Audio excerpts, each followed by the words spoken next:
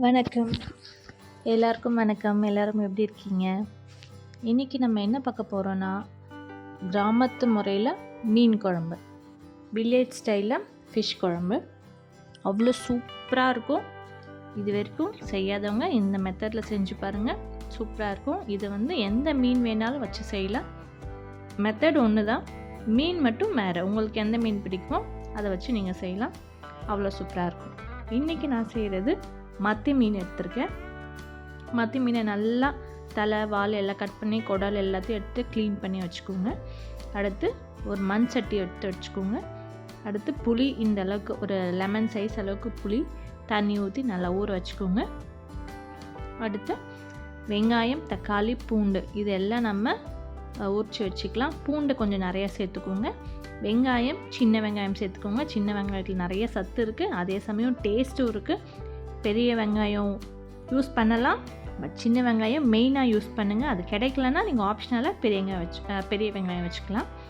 அடுத்து நம்ம ஊற வச்சோம் இல்லையா புளி, அந்த புளியை நல்லா கரைச்சி வச்சுக்கோங்க.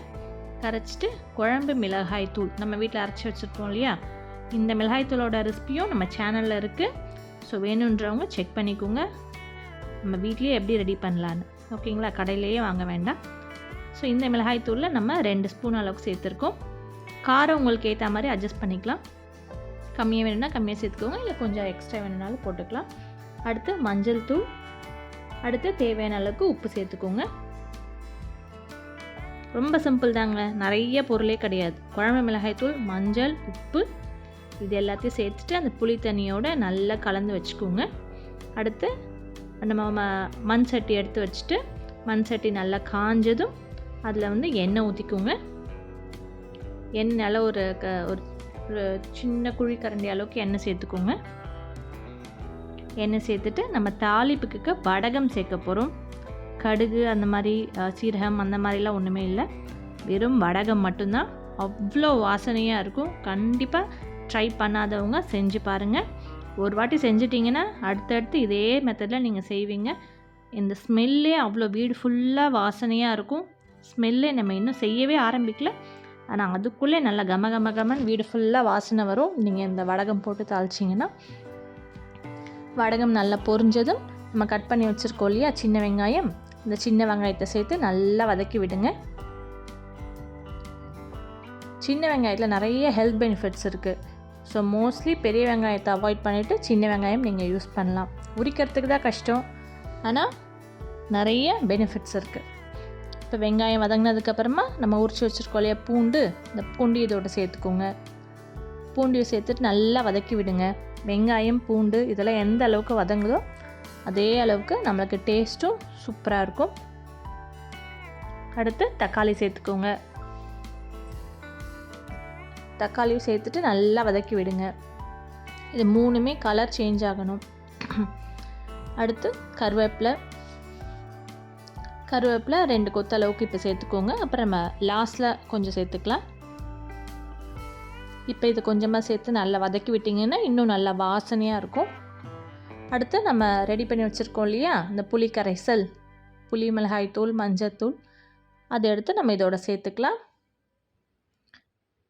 கொஞ்சம் தண்ணி உங்களுக்கு எந்த அளவுக்கு தண்ணி வேணுமோ கொஞ்சம் எக்ஸ்ட்ரா தண்ணி ஆட் பண்ணிக்கோங்க. இப்போ நம்ம இதை க்ளோஸ் பண்ணி வச்சிடலாம். இது கொஞ்சம் கொதிக்கட்டும்.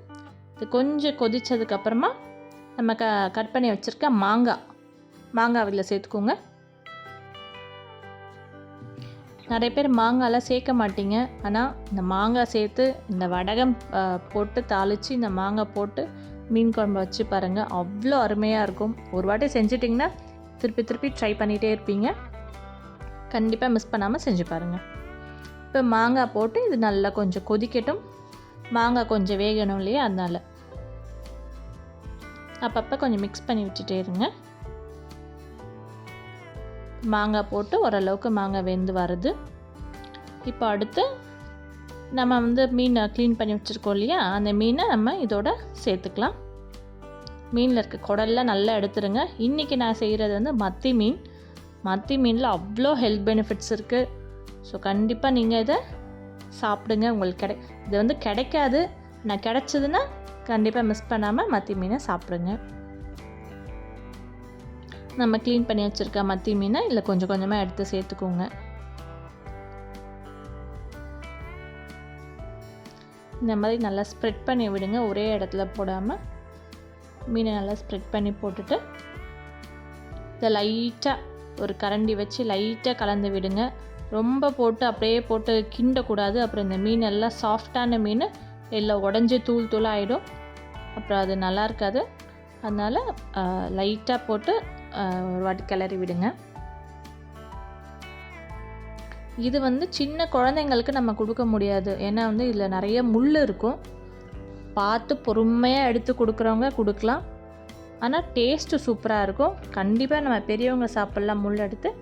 சின்ன குழந்தைங்களுக்கு இது வந்து கொஞ்சம் ரொம்ப முள்ளாக இருக்கும், அதனால் இதை கொடுக்க முடியாது. நீங்கள் பார்த்து கொடுக்கறதா இருந்தால் பொறுமையாக எடுத்து அதை கொடுக்கலாம். இப்போ நம்ம மீன் போட்டாச்சு.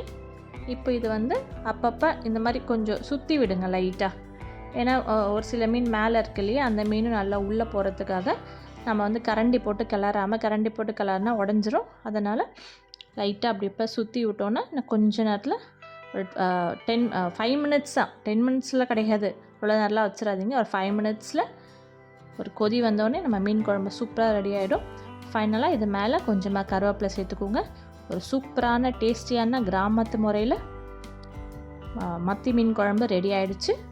கண்டிப்பாக நீங்கள் இந்த ரெசிபி ட்ரை பண்ணி பாருங்கள். ட்ரை பண்ணி பார்த்துட்டு எப்படி இருக்குன்னு உங்களோட ஃபீட்பேக் சொல்லுங்கள். செஞ்சு பார்த்துட்டு மறக்காமல் கமெண்ட் பண்ணுங்கள். அண்ட் இந்த வீடியோ உங்களுக்கு பிடிச்சதுன்னா மறக்காமல் நம்ம சேனலுக்கு சப்ஸ்கிரைப் பண்ணிவிடுங்க, லைக் பண்ணுங்கள். கண்டிப்பாக இதை செஞ்சு பார்த்துட்டு கமெண்ட் பண்ணுங்கள். அண்ட் இந்த வீடியோவுக்கு ஹைப் கொடுங்க. கீழே ஒரு ஹைப் பட்டன் இருக்கும், ஹைப் ப்ரெஸ் பண்ணி பாயிண்ட்ஸ் கொடுங்க, சப்போர்ட் பண்ணுங்கள். தேங்க்யூ. சூப்பரான ஒரு மத்தி மீன் குழம்பு ரெடி ஆகிடுச்சு. மறக்காமல் செஞ்சு பாருங்கள்.